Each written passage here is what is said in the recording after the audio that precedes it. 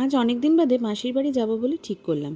তো এদিকে মায়ের সাথেই রেডি হচ্ছিলাম, আর মা এদিকে চলে যাবে একটুখানি দরকারে, আমি একাই যাব মাসির বাড়িতে। তো এখানে দেখো রেডি হয়ে গেছি, মাও রেডি হয়ে গেছে, দুজন মিলে এখন বেরিয়ে পড়বো। তারপর চলে আসলাম মাসির বাড়িতে। এখানে মাসি দেখো, বোন আমাকে টুকটুক করে ওর জিনিসগুলো দেখাচ্ছে, আর মাসি চিকেন রান্না করছে। তবে প্রেগনেন্সি অবস্থায় আমি তো চিকেন খুব একটা খেতে পারি না, মানে চিকেন কেন, কোনো আষ্টে জিনিসই খেতে পারি না।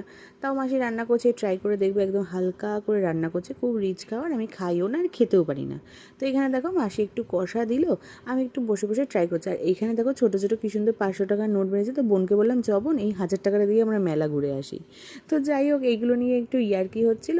খাওয়া দাওয়ার পর আমরা দুজনে বেরিয়ে পড়লাম মেলা ঘুরতে। এদিকে মেলা ঘুরে বোনেদের নিয়ে, তবে মেলা আসার পর দেখো আমার কীরকম পাগল পাগল অবস্থা হয়ে গেছে, মানে চুলটা পুরোই ঘেটে গেছে।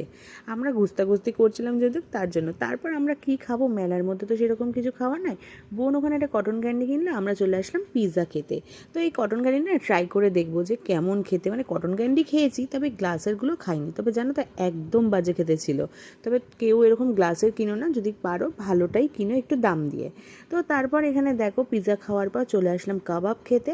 এখানে আমরা রেশমি কাবাব নিয়েছিলাম। কাবাবগুলো সবকটা দেখেই লোভ লাগছিলো, তবে এই কাবাবটা খেতে দারুণ ছিল জানো তো।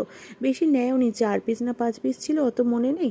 ওই 50 টাকা মতো নিয়েছিল, তবে টেস্টি দারুণ ছিল। তো এদিকে কাবাব খেয়েই আমরা মেলা ঘোরা আজকে শেষ করলাম।